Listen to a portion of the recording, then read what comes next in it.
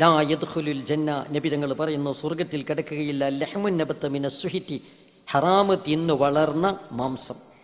വകുല്ലു ലഹ്മിൻ നബത്ത മിനൽ സുഹിറ്റി കാനത്തിന്നാറു ഔലാബി, ഹറാമ് തിന്നു വളർന്നിട്ടുള്ള ഏതൊരു മാംസവും നരകമാണ് അതുകൊണ്ട് ബന്ധപ്പെട്ടിട്ടുള്ളത്. അതുകൊണ്ട് നമ്മൾ നടത്തുന്ന ഇടപാടുകൾ സാധുവാണോ അസാധുവാണോ അള്ളാഹുവിൻ്റെ നിയമത്തിൻ്റെ വീക്ഷണത്തിൽ എന്ന് പരിശോധിക്കേണ്ടത് നമ്മുടെ കടമയാകുന്നു. ഇല്ല, അതിൽ വല്ല അവ്യക്തയും ഉണ്ടെങ്കിലോ, തെറ്റാണോ കുറ്റമാണോ എന്നതിൽ അവ്യക്തതയുണ്ടെങ്കിലോ അവിടെ സ്റ്റേ. അൽ ഹലാലു ബയ്യിനും വൽ ഹറാമു ബയ്യിൻ വബൈനഹുമാ മുശ്തബിഹാത്തുൻ ലാ യഅലമുഹുന്ന കസീറും മിനന്നാസ്.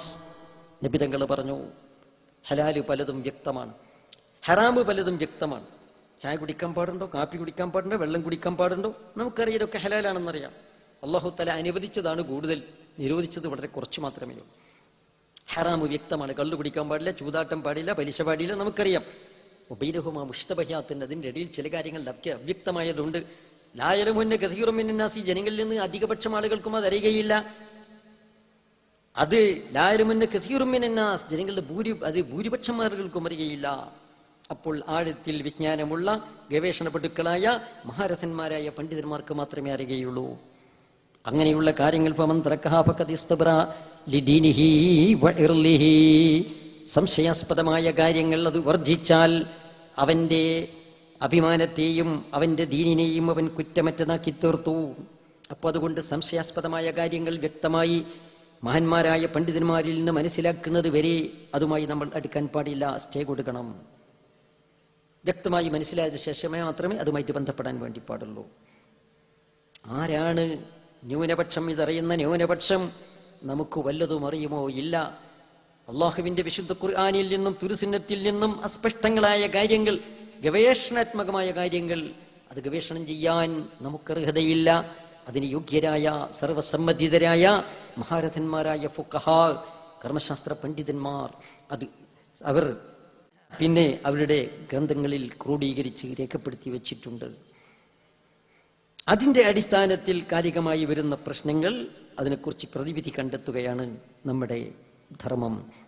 അത് നമ്മുടെ മഹാന്മാരായ ആലിമീങ്ങൾ, പൂർവീകരായ മഹാന്മാരായ ആലിമീങ്ങൾ രേഖപ്പെടുത്തി വെച്ചത്, അത് പരിശോധിച്ചുകൊണ്ടാണ് നമുക്ക് വിധി പറഞ്ഞു തരുന്നത്. ഈ അടിസ്ഥാനത്തിൽ, ഇസ്ലാമിക ഫിഖഹിന്റെ അടിസ്ഥാനത്തിൽ നമ്മുടെ ഈ വിഷയത്തെക്കുറിച്ച് ഒരു ലളിതമായ ചർച്ച നമുക്ക് നടത്താം. എല്ലാ സംശയങ്ങളും തീർക്കാൻ അത് സാധിക്കുകയില്ല. ഇത് വാസ്തവത്തിൽ സംവാദം എന്ന് ഒരു കൗതുകകരമായിട്ട് നിങ്ങളെയൊക്കെ ആകർഷിക്കാനും സസ്ലുരവിച്ചു കൂട്ടാനും വേണ്ടി സംഘാടകർ വെച്ചിട്ടുണ്ടെങ്കിലും ഇവിടെ ഒരു വാദപ്രതിവാദമോ സംവാദമോ മുഖാമുഖമോ ഒന്നും നടത്തുന്നില്ല. ഇവിടെ ഒരു വിജയപരാജയം എന്നത് അളക്കുന്നുമില്ല. ഇവിടെ നമുക്കറിയാവുന്ന ചില യാഥാർത്ഥ്യങ്ങൾ സത്യാന്വേഷണ ബുദ്ധികളായ, നിർമ്മത്സര ബുദ്ധികളായ, അല്ലാഹുവിൻ്റെ ദീനിൻ്റെ വിധി ഇതിൽ എന്ത് എന്ന് മനസ്സിലാക്കാൻ ആഗ്രഹിക്കുന്ന ആളുകൾക്ക് പറഞ്ഞു കൊടുക്കുക എന്നത് മാത്രമാണ് ചെയ്യുന്നത്. സംശയമുള്ളത് എഴുതി ചോദിക്കാൻ ഫുൾ അഡ്രസ്സ് വേണം. ആ സംശയം വ്യക്തമായിട്ട് കുറഞ്ഞ വാക്കിൽ എഴുതി ഉള്ള സമയത്ത് നമുക്ക് സമയമുണ്ടെങ്കിൽ നമുക്ക് അതിന് മറുപടിയും പറയാം. ഇൻഷാ അല്ലാ ഇതിൻ്റെ ഒരു സംക്ഷിപ്ത രൂപമായിട്ട് പറയുമ്പം തന്നെ മിക്കവാറും നമുക്ക് സംശയം തീരും. പിന്നെ സംശയം എന്നാൽ സംശയം ചോദിക്കാനായിട്ടൊരാൾ ഒരുങ്ങിയാലും സംശയമായിട്ട് തീരുമില്ല. അങ്ങനെ ചില ആൾക്കാർ സംശയം തീരാത്തവർ മുമ്പൊരുത്തം വന്നിട്ട് ഒരാളോട് പറഞ്ഞ് എൻ്റെ സംശയം ഉസ്താദ് എനിക്ക് തീരണില്ല, ഞാൻ ആരോട് ചോദിച്ചിട്ടും തീരണില്ല എന്ന്. അയാൾ കുറച്ച് വിളഞ്ഞ ഉസ്താദ്, അയാൾ പറഞ്ഞൊരു കാര്യം, എൻ്റെ എല്ലാ സംശയങ്ങളും കണ്ടി എഴുതിക്കൊണ്ടിരുന്നു. അവൻ എഴുതി 1-2-3 മാസം ഇരുന്ന് സംശയമൊക്കെ എഴുതി ഉസ്താദിൻ്റെ അടുത്ത് കൊണ്ടു കൊടുത്തു. ഉസ്താദ് പറഞ്ഞ് ഇതെല്ലാം കൂടി കൊണ്ടുപോയിട്ട് കടലിൽ കൊണ്ടുപോയി എറിയുന്നത്. എല്ലാ സംശയം കൂടി കൊണ്ടുപോയി കടലിൽ എറിഞ്ഞ് എങ്ങനെയുണ്ടോന്ന് ചോദിച്ചു. ഉസ്താദ് അത് ആണ്ടോ ആണ്ടിയില്ലെന്ന് എനിക്കിപ്പോൾ വലിയ സംശയമുണ്ട്. എല്ലാം കൂടി കടലിൽ എറിഞ്ഞിട്ട് ഇനിയും സംശയം ബാക്കിയുണ്ട്. ഇതാ സംശയം എന്ന് പറഞ്ഞാൽ ചിലത് ആൾക്കാരെ സംശയം തീർക്കാൻ കഴിയില്ല. പക്ഷേ നമുക്ക് മനസാക്ഷി, ഇസ്തഫ്തി നഫ്സക്ക എന്ന് മഹാനായ നബി സ്വല്ലല്ലാഹു അലൈഹി വസല്ലം പറഞ്ഞു. ഏതൊരാളോടും ചെന്ന് ചോദിക്കുന്നതിൻ്റെ മുമ്പ് സ്വച്ഛമായ പ്രകൃതമുള്ള മനുഷ്യന് മനസാക്ഷി എന്ന് പറയുന്നൊരു കാര്യമുണ്ട്. ആ മനസാക്ഷിയോട് ചോദിച്ചാൽ അവന് കിട്ടും ഇത് ശരിയാണോ അല്ലേ എന്ന്. ആ മനസാക്ഷിയോടാണ് നമ്മൾ സംസാരിക്കുന്നത്. അപ്പോൾ അതുകൊണ്ട് നമുക്ക് വിഷയത്തിലേക്ക് കിടക്കാം. നെറ്റ്വർക്ക് ബിസിനസ് എന്ന് പറയുന്ന ബിസിനസ്സിനെ കുറിച്ചാണ് നമ്മളിപ്പോൾ ഇവിടെ ചർച്ച ചെയ്തു വരുന്നത്, അല്ലേ? നെറ്റ്വർക്ക് മാർക്കറ്റിംഗ് എന്ന് പേരുണ്ട്, നെറ്റ്വർക്ക് ബിസിനസ് എന്ന് പേരുണ്ട്, മൾട്ടി ലെവൽ മാർക്കറ്റിംഗ് എന്ന് പേരുണ്ട്, ഡയറക്റ്റ് മാർക്കറ്റിംഗ് സിസ്റ്റം എന്ന് പേരുണ്ട്. അതുപോലെ റഫറൽ മാർക്കറ്റിംഗ് എന്ന് പേരുണ്ട്. എല്ലാം ഏകദേശം ഒന്ന് തന്നെ. എല്ലാം ഏകദേശം ഒന്ന് തന്നെ. നെറ്റ്വർക്ക് മാർക്കറ്റിംഗ് എന്നും നെറ്റ്വർക്ക് ബിസിനസ് എന്നും മൾട്ടി ലെവൽ മാർക്കറ്റിംഗ് എന്നും ഡയറക്റ്റ് മാർക്കറ്റിംഗ് എന്ന് പറയുന്നതും റഫറൽ മാർക്കറ്റിംഗ് എന്ന് പറയുന്നത് ഏകദേശമൊക്കെ ഒന്ന് തന്നെ, പേരിൽ വ്യത്യസ്തങ്ങളാണെങ്കിലും. എന്താണ് ഇതിന്റെ നിർവചനം? ഏതിനുമുണ്ടല്ലോ ഒരു നിർവചനം, ഒരു തൈരീഫും ഡെഫിനിഷൻ വേണമല്ലോ. എന്താണ് നിർവചനം? കമ്മീഷൻ വാഗ്ദാനം ചെയ്ത് ഉപഭോക്താക്കളെ ഉൽപ്പന്നത്തിന്റെ പ്രചാരകരാക്കി മാറ്റുന്ന ബിസിനസ്. കമ്മീഷൻ വാഗ്ദാനം ചെയ്യുന്നു, എന്നിട്ട് ഉപഭോക്താക്കളെ തന്നെ ഉൽപ്പന്നത്തിന്റെ പ്രചാരകരാക്കി മാറ്റുന്നു. ഈ ബിസിനസ്സാണ് വാസ്തവത്തിൽ മൾട്ടി ലെവൽ ബിസിനസ്സിലെ നെറ്റ്വർക്ക് ബിസിനസ് എന്ന് പറയുന്നത്. ഇതിന്റെ ഉപജ്ഞാതാക്കൾ എല്ലാ തിന്മകളുടെയും ഈറ്റില്ലമായ അമേരിക്ക. ആ അമേരിക്കയിൽ നിന്ന് തന്നെ മനുഷ്യരാശിക്ക് ഗുണമുള്ള പലതും അവിടുന്ന് വരുന്നുണ്ട്. തിന്മകളുടെയും ഈറ്റില്ലം അത് തന്നെ. അമേരിക്കൻ മാർക്കറ്റ് റിസർച്ച് ഇൻസ്റ്റിറ്റ്യൂട്ട് ആണ് വാസ്തവത്തിൽ ഇതിന്റെ ഉപജ്ഞാതാക്കൾ. 1940 ചെറിയ രീതിയിൽ ഇത് ആവിർഭവിച്ചുവെങ്കിലും അത് പരാജയപ്പെടുകയാണ് ഉണ്ടായത്. നല്ലൊരു കമ്മീഷൻ പാക്കേജുകൾ ഇല്ലാത്തതുകൊണ്ടും അതുപോലെ തന്നെ ഗതാഗത സൗകര്യങ്ങളും വാർത്താവിനിമയ മാർഗങ്ങളുമൊക്കെ അന്നത്തിലും കുറവായതുകൊണ്ട് അത് വേണ്ടത്ര വിജയിച്ചില്ല. രണ്ടാമത് ഈ സൗകര്യങ്ങളൊക്കെ ലോകത്ത് ലഭ്യമായി തുടങ്ങിയപ്പോൾ 1960 അമേരിക്കയിൽ തന്നെ ഇത് പുനരാഗമിക്കുകയുണ്ടായി. ലോകത്ത് ഒന്നാമത്തേത് ആംബേ കോർപ്പറേഷനാണ്. നെറ്റ്വർക്ക് ബിസിനസ് രംഗത്ത് ലോകത്ത് ആദ്യമായി വന്നിട്ടുള്ളത് ആംബേയാണ്. ഇന്ത്യയിൽ ആദ്യമായി വന്നിട്ടുള്ളത് ക്വാണ്ടം ആകുന്നു. ഇന്ത്യയിൽ ഒന്നാമത്തേത് ക്വാണ്ടമാണ്. ആസ്ഥാനം ഇന്ത്യയിൽ ഡൽഹി. ക്വാണ്ടമുണ്ട്, ആംബേയുണ്ട്, കോണിബയോ ഉണ്ട്, RMP ഉണ്ട്, RCM ഉണ്ട്, DXN ഉണ്ട്, മോഡി കെയർ ഉണ്ട്, യൂണിഡോൾ ഉണ്ട്, ഇനിയും പലതും ഉണ്ട്. മിൻഹും മൻ ഖസസ്ന അലൈക വമിൻഹും മൻ ലം നഖ്സുസ് അലൈക. അല്ലേ? ധാരാളമുണ്ട്. എല്ലാറ്റിൻ്റെയും പൊതുധർമ്മം ഒന്ന് തന്നെ. നെറ്റ്വർക്ക് ബിസിനസ് വളരെയധികം ലോകത്ത് സ്വാധീനം ചെലുത്തി എന്ന് അതിൻ്റെ ആളുകൾ അവകാശപ്പെടുകയാണ്. 150 രാജ്യങ്ങളിൽ ലോക ബിസിനസിന്റെ 65% അവർ കീഴടക്കിയെന്ന അവകാശവാദം. ലോകത്ത് 34 ദശലക്ഷം ജനങ്ങൾ ഈ രീതി ഉപയോഗപ്പെടുത്തുന്നു എന്ന് അവകാശപ്പെടുന്നു. അമേരിക്കയിൽ മാത്രമായി 750 പരം നെറ്റ്വർക്ക് കമ്പനികൾ ഉണ്ട് എന്ന് റിപ്പോർട്ട് ചെയ്യപ്പെടുന്നു. അതിൽ 60% സ്ത്രീകൾ ആണ് പ്രവർത്തിച്ചു കൊണ്ടിരിക്കുന്നത്. പെണ്ണുങ്ങൾക്ക് വീട് വിടാന്തരം കയറി വർക്ക് ചെയ്യാൻ പറ്റുന്ന ഒരു ബിസിനസ്സാണിത്. അതുകൊണ്ട് 60% പെണ്ണുങ്ങളാണ്. പിന്നെ ആംബേയിൽ മാത്രം എടുത്താൽ 70% സ്ത്രീകളാണ്. അവരുടെ അവകാശവാദം എന്താണെന്നറിയാമോ? നെറ്റ്വർക്ക് ബിസിനസ് 57.8% ആണ് അതിൻ്റെ വാർഷിക വളർച്ച എന്നാ പറയുന്നത്. അതേ അവസരം ട്രഡീഷണൽ മാർക്കറ്റിംഗ് ആണെങ്കിലോ, നമ്മുടെ പരമ്പരാഗത മാർക്കറ്റിംഗ് സിസ്റ്റം, അത് വർഷത്തിൽ 9% മാത്രമാണ് അതിൻ്റെ വളർച്ച. മറ്റേത് 57.8% എന്ന് അവകാശപ്പെടുന്നു. എന്താണ് വ്യത്യാസം? നമ്മളുടെ സർവ്വസാധാരണമായ മനുഷ്യന്റെ ഉൽപ്പത്തി മുതൽ ഇന്ന് വരെ തുടർന്നു വരുന്ന സാർവത്രികമായ ലോകത്തെമ്പാടുമുള്ള വിപണന രീതി, ട്രഡീഷണൽ മാർക്കറ്റിംഗ് സിസ്റ്റം, പരമ്പരാഗത വിപണന രീതി, ആ രീതിയിൽ കമ്പനി ഉൽപ്പാദിപ്പിച്ചു കഴിഞ്ഞാൽ ഇവിടെ ഏജന്റ് വരുന്നു, പിന്നെ ഡിസ്ട്രിബ്യൂട്ടർ, അല്ലെ, മൊത്ത വ്യാപാരി, ചില്ലറ വ്യാപാരി, പിന്നെയാണ് കസ്റ്റമർ, ഉപഭോക്താവ് വരുന്നത്. അപ്പൊ അതിൻ്റെ ഇടയിൽ കുറെ ഇടത്തട്ടുകൾ വരുന്നുണ്ട്. ഈ ഇടത്തട്ടുകൾക്കെല്ലാം കൂടി 30% വാസ്തവത്തിൽ ലാഭം കൊടുക്കേണ്ടി വരുന്നു, പിന്നെ അവർക്ക് വരുമാനം കൊടുക്കേണ്ടി വരുന്നു.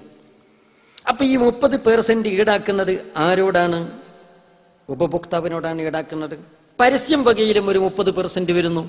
അപ്പൊ 60%.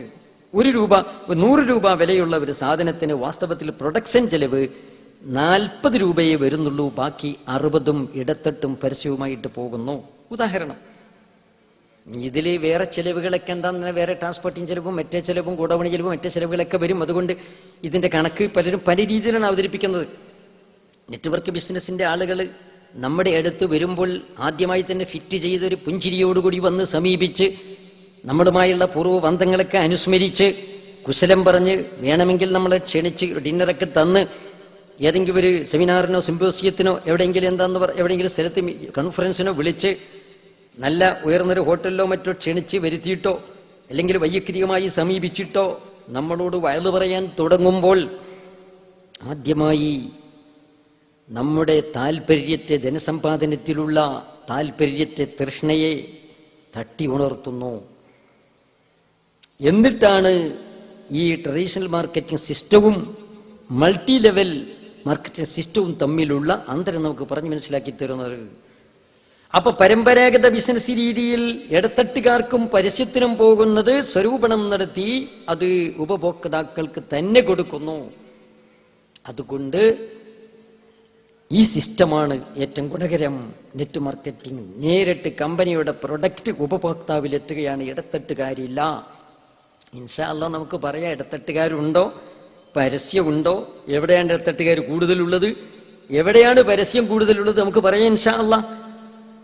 അവരുടെ അവതരണമാണ് പറയുന്നത്. ട്രഡീഷണൽ മാർക്കറ്റിംഗ് സിസ്റ്റത്തിൽ ഇടത്തട്ടുകാർക്കും പരസ്യത്തിനുമൊക്കെ കൊടുക്കുന്നത് സ്വരൂപണം നടത്തി അത് ഇവിടെ കൊടുക്കുന്നത് ആർക്കാണ്? ഇവിടെ ID മാർക്ക്, ഇൻഡിപെൻഡന്റ് ഡിസ്ട്രിബ്യൂട്ടർ എന്ന് പറയുന്ന സ്വതന്ത്ര വിതരണക്കാരനായ കമ്പനിയുടെ അംഗങ്ങൾ, ഉപഭോക്താക്കൾ, അവർക്കാണ് കൊടുക്കുന്നത്. പല ഗുണങ്ങളുമുണ്ട്. RCMന്റെ കണക്കിൽ തന്നെ കാണാം അല്ലേ, BBയുടെ 41% തിരിച്ചു നൽകുന്നു എന്ന്. കിറ്റ് വാങ്ങുന്ന, കിറ്റിനെ കുറിച്ച് പറയാൻ പോകുന്ന ഇൻഷാ അല്ലാഹ്, കിറ്റ് വാങ്ങുന്ന വ്യക്തി 100 BB അഥവാ 1000 രൂപയുടെ ബിസിനസ് ചെയ്തതായി കമ്പനി കണക്കാക്കും. ഉൽപ്പന്നങ്ങളുടെ മേൽ ഒരു ക്ലിപ്ത ബിസിനസ് വാല്യം നിജപ്പെടുത്തിയിട്ടുണ്ട്. ഇതിനാണ് BB എന്ന് പറയുന്നത്. ഒരു BB എന്ന് പറഞ്ഞാൽ ഏകദേശം ചില കമ്പനികൾ കണക്കാക്കിയ 100 രൂപ എന്ന്. അപ്പൊ ഇവിടെ RCMന്റെ കണക്കിൽ കാണാം BBയുടെ 41% തിരിച്ചു നൽകുന്നു ഉപഭോക്താവിന് തന്നെ. കമ്മീഷൻ ഇനത്തിൽ 30%, റോയൽറ്റി ഇനത്തിൽ 6%, ടെക്നിക്കൽ ബോണസ് 5% സമം 41. 30 പ്ലസ് 6 പ്ലസ് 5 41. മാത്രമല്ല ഇവിടെ നെറ്റ് മാർക്കറ്റിലൂടെ ഒറിജിനൽ ഉൽപ്പന്നങ്ങളാണ് കിട്ടുക. പിന്നെ ഇത് ക്യാഷ് ബിസിനസ്സാണ്, ടീം വർക്കാണ്, ലാഭം ഉറപ്പാണ്, വ്യക്തിത്വ വികസനം അതും ഉണ്ടാകുന്നു. മറ്റേതോ അങ്ങനെയല്ല. വാസ്തവത്തിൽ അവിടെ പല റിസ്കുകളുമുണ്ട്. ഒറിജിനൽ ഉൽപ്പന്നങ്ങൾ കിട്ടുകയില്ല. പല ചതിയും വഞ്ചനവുമൊക്കെ പരമ്പരാഗത ബിസിനസ്സിൽ നടക്കുന്നുണ്ട്. പിന്നെ അവിടെ പണം മുടക്ക് ഉണ്ട് അല്ലേ, അവിടെ ചരക്ക് വേണം, പണം മുടക്കി ചരക്ക് പിന്നെ വാങ്ങിയിട്ട് കച്ചവടം നടത്തുന്നു. നമുക്ക് വാസ്തവത്തിൽ മെമ്പർമാരെങ്ങനെ ചേർത്ത് കൊടുത്താൽ മതി. ചെയിൻ ബിസിനസ്സിലാണെങ്കിൽ ലാഭേച്ഛയോടുകൂടി അംഗങ്ങളെ ചേർത്ത് കൊടുത്താൽ മതി, ഇൻഷാ അല്ലാഹ് പറയാം. പിന്നെ അവിടെ ഒരു ടീം സ്വരൂപണം നടത്തിക്കഴിഞ്ഞാൽ ടീം വർക്കാണ്. എല്ലാവരും ടീമായിട്ട് വർക്ക് ചെയ്യുന്നു, പരസ്പര സഹായമുണ്ടാകും, ലാഭം സുനിശ്ചിതമാണ് എന്ന് അവർ പറയുന്നു. ലാഭം സുനിശ്ചിതമാണോ അല്ലേ, എത്രത്തോളം കബളിപ്പിക്കപ്പെടുന്നു ഇൻഷാ അല്ലാഹ് പറയാം. പിന്നെ വ്യക്തിത്വ വികസനവും ഉണ്ടാകും. ഇങ്ങനെ പല നേട്ടങ്ങളും ഉള്ളതുകൊണ്ട് ഈ മാർക്കറ്റിംഗ് സിസ്റ്റം ബഹുനില വിപണന രീതി എന്ന് പറയുന്ന മൾട്ടി ലെവൽ മാർക്കറ്റിംഗ് സിസ്റ്റമാണ് കരണീയം എന്നാണ് അവർ നമ്മളെ പഠിപ്പിക്കുന്നത്. എങ്ങനെ ഈ നെറ്റിൽ കണ്ണിയാകാം? നമുക്ക് ഈ നെറ്റിൽ എങ്ങനെ കണ്ണിയാകാം? അത് ഒരു പുതിയ ഐഡിയെ സ്പോൺസർ ചെയ്യാൻ നിലവിലുള്ള ഐഡിക്ക് അവകാശമുള്ളൂ. ഒരു സ്വതന്ത്ര വിതരണക്കാരൻ എന്ന് പറയുന്ന ഐഡി, കമ്പനിയുടെ ഒരു ഐഡി, അയാൾ മുഖേന മാത്രമേ വേറൊരാൾക്ക് ഐഡി ആകാൻ സാധിക്കുകയുള്ളൂ. അതിന് അങ്ങനെ മെമ്പറാകുമ്പോൾ ബിസിനസ് സ്റ്റാർട്ടിംഗ് കിറ്റ് അല്ലെങ്കിൽ സ്റ്റാർട്ടർ കിറ്റ് എടുക്കണം. ആ കിറ്റ് വാങ്ങുന്നതിന് പല കമ്പനിയും പല സംഖ്യയാണ് നിശ്ചയിച്ചിട്ടുള്ളത്. ചില കമ്പനികൾ 1500, ചില കമ്പനികൾ 4400, അതിൽ ഏറ്റക്കുറച്ചിലുള്ള കമ്പനികളുമുണ്ട്. ഒരു നിശ്ചിതമായ സംഖ്യ കൊടുത്ത് ഒരു കിറ്റ് വാങ്ങണം. കിറ്റ് വാങ്ങുമ്പോൾ ഉദാഹരണത്തിന് കോണ്ടത്തിന്റെ കിറ്റാണ് വാങ്ങുന്നതെങ്കിൽ ഇന്ത്യയിൽ ഒന്നാമത് വന്നത് കോണ്ടമാണല്ലോ, അല്ലേ? അപ്പൊ അവിടെ 1500 രൂപയോ അല്ലെങ്കിൽ തത്തുല്യമായ സംഖ്യയോ കൊടുത്തുകൊണ്ട് അവിടെ ഒരു കിറ്റ് വാങ്ങുമ്പോൾ അതിൽ പല സാധനങ്ങളും ഉണ്ട്. ആ കിറ്റിൽ എക്സിക്യൂട്ടീവ് ബാഗ്, ഫയല്, ബിസിനസ് പഠിക്കാൻ ആവശ്യമായ ലിറ്ററേച്ചർ ഉണ്ടാകും, പ്രൊഡക്റ്റ് വിവരങ്ങൾ ഉണ്ടാകും, പ്രൈസ് ലിസ്റ്റ് ഉണ്ടാകും, മെമ്പർഷിപ്പ് ഫോമുകൾ ഉണ്ടാകും, പിന്നെ സാമ്പിൾ പ്രൊഡക്റ്റുകളും ഉണ്ടാകും. ഇതെല്ലാം കൂടി ഉൾക്കൊള്ളുന്ന ഒരു കിറ്റ് വാങ്ങുന്നു. നിശ്ചിതമായൊരു സംഖ്യ കൊടുത്ത് കമ്പനിയുടെ ഒരു കിറ്റ് വാങ്ങി മെമ്പറായി. ഇവിടെ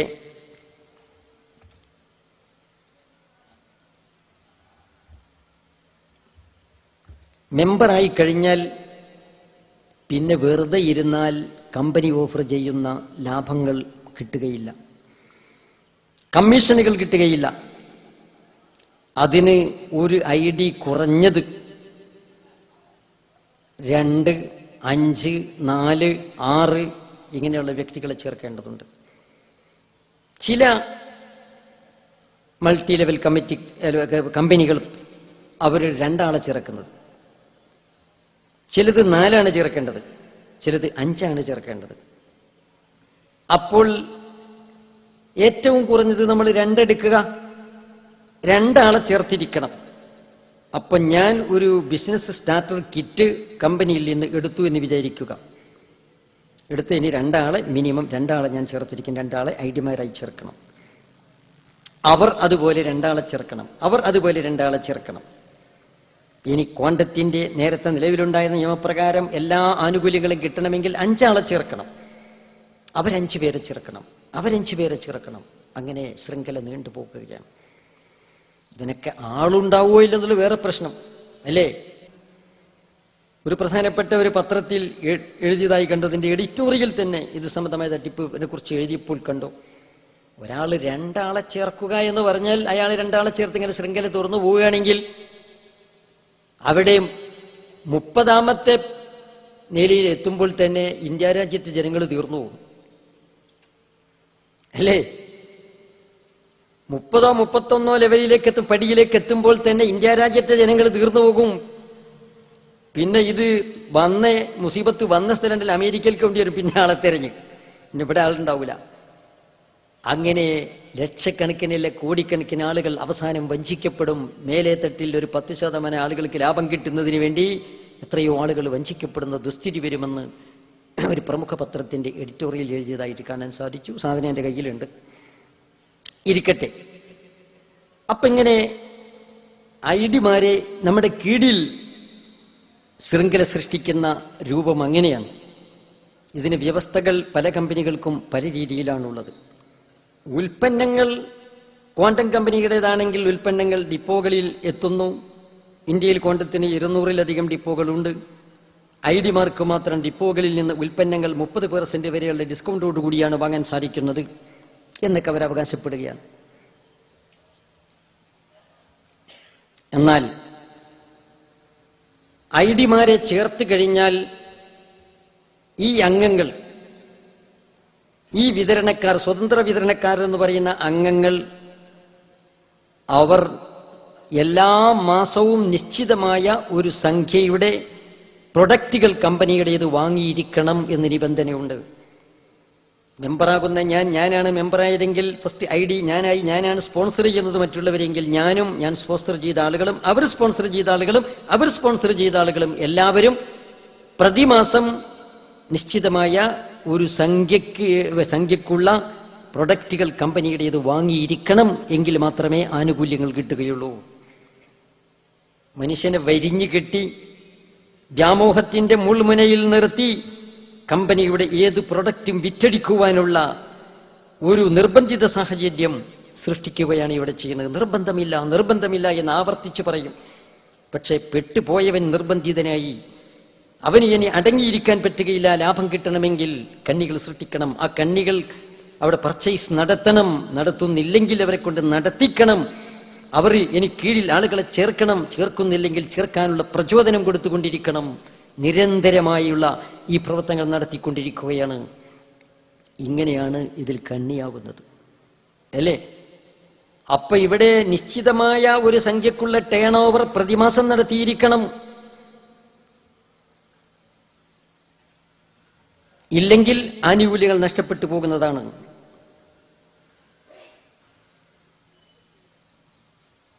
പിന്നെ അങ്ങനെ ആളുകളെ ചേർത്തിക്കഴിഞ്ഞാൽ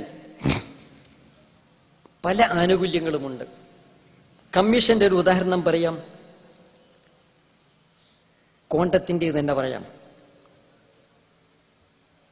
ആദ്യമായി നമ്മൾ 5 പേരെ ചേർത്ത് കഴിഞ്ഞാൽ, ഏതെങ്കിലും ഒരു കമ്പനിയുടെ പറഞ്ഞാൽ ഏകദേശം അവിടുന്ന് മറ്റുള്ളതും മനസ്സിലാക്കാം.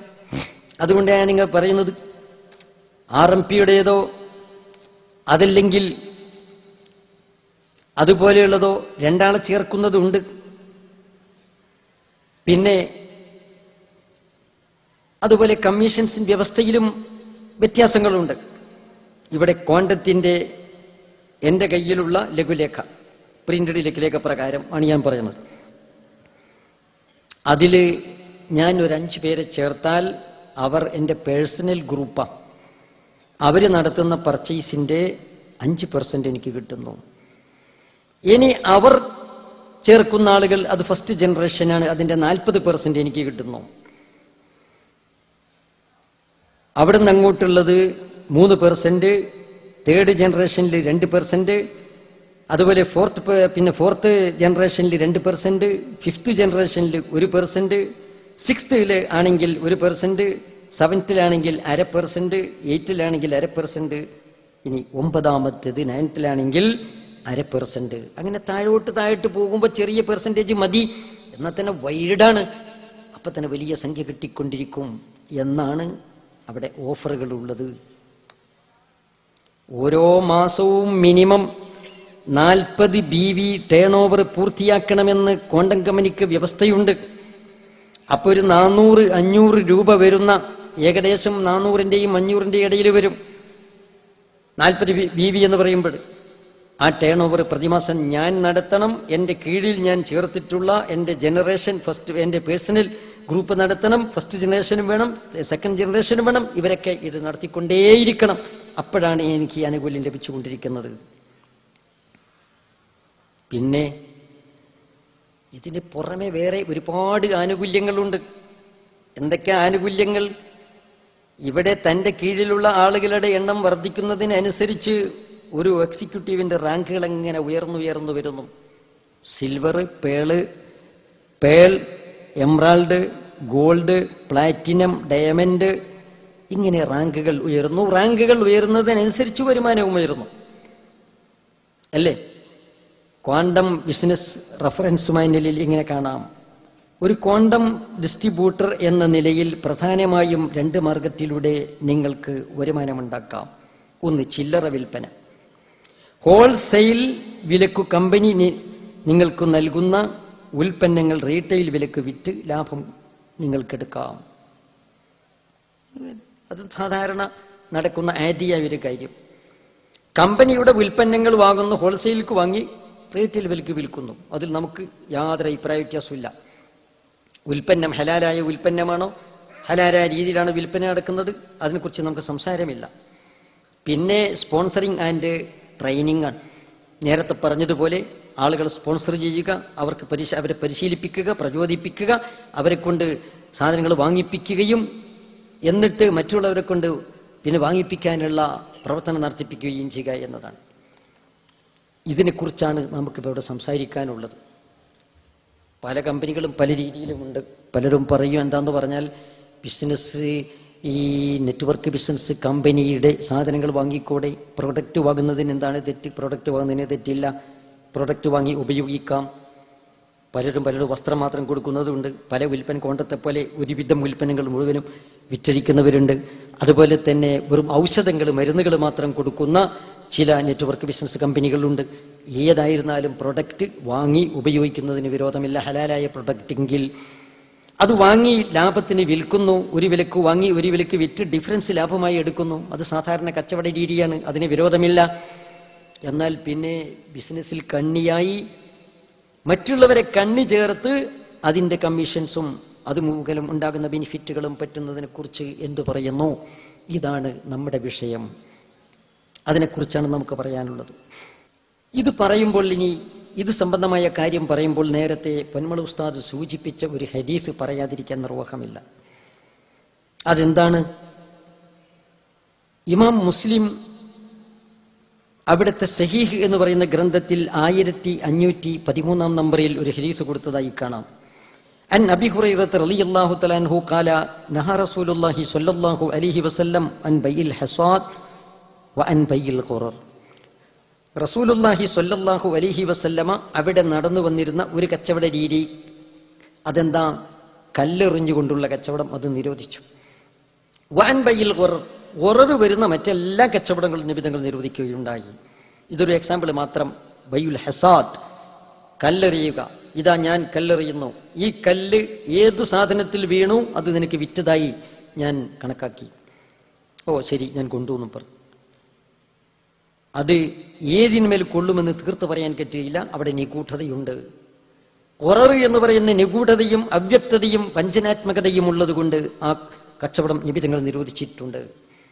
വൻ ബൈൽ ഖുറർ, നിഗൂഢത വരുന്ന അവ്യക്തത വരുന്ന എല്ലാവിധ കച്ചവടങ്ങൾ നിരോധിച്ചിട്ടുണ്ട്.